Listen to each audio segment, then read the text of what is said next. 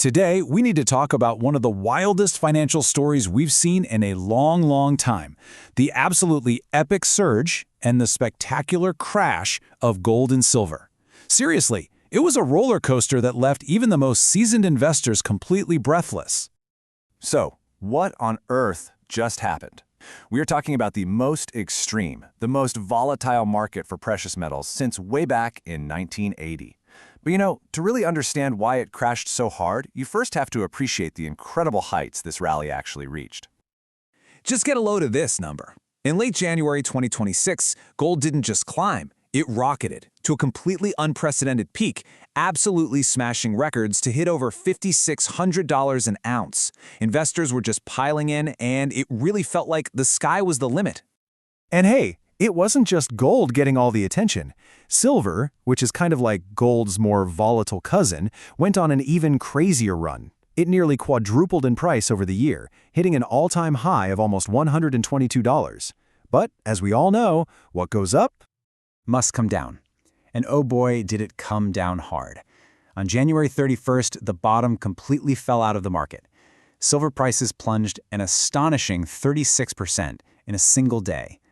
To put that into perspective for you, that was the steepest one-day drop since the infamous Hunt Brothers silver collapse back in 1980. The carnage was just staggering. This cascade of selling wiped an estimated $15 trillion from the gold and silver markets. That is like half of the entire US GDP, just gone in a flash. So how on earth did we get here? All right, let's get into the why. Before this massive crash, there was that incredible surge. And it wasn't random at all. It was fueled by what you could call a perfect storm of global factors that made precious metals look like the absolute safest place to put your money. You had this whole cocktail of things happening at once. Geopolitical jitters, a weakening US dollar, and of course, soaring national debts. All of this sent investors scrambling for what they call safe haven assets. Things that are supposed to hold their value when everything else feels shaky. And it wasn't just individuals. Central banks in places like China and Turkey were also buying up tons of gold, trying to depend a little less on the dollar. And a huge driver behind all of this was debt. With the U.S. national debt just ballooning to a record $38 trillion, confidence in traditional, government-backed currencies started to wear thin. I mean, when the value of money itself starts to feel uncertain, people naturally look for something more, real.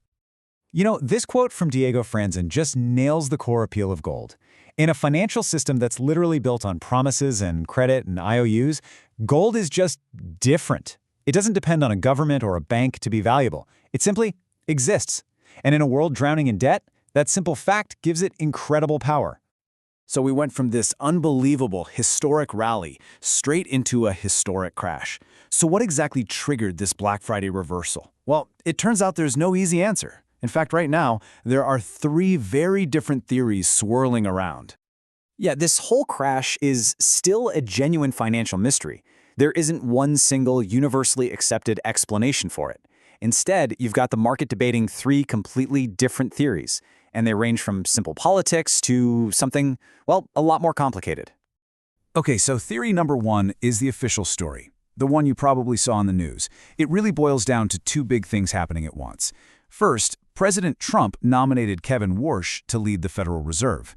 Now, Warsh is known as a monetary hawk, and that immediately signaled to the market that higher interest rates were coming, which tends to strengthen the dollar and make gold less attractive.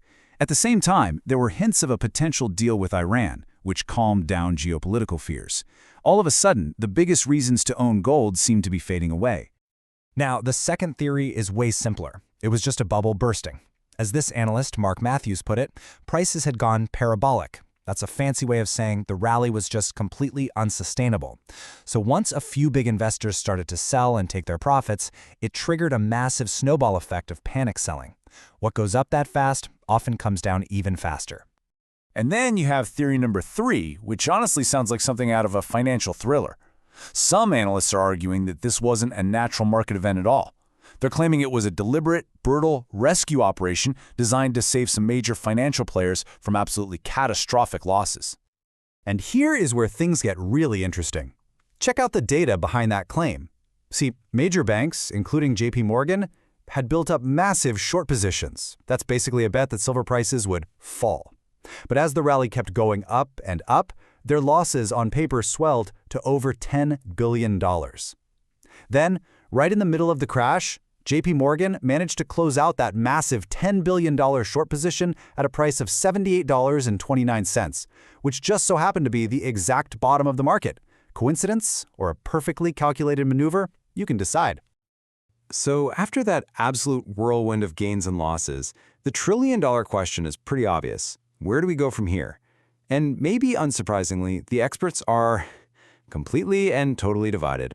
I mean, you really couldn't find two more different outlooks. On one side, you've got the mainstream view from big institutions like JP Morgan. They see the sell-off as just a temporary blip and are still forecasting gold to hit new highs.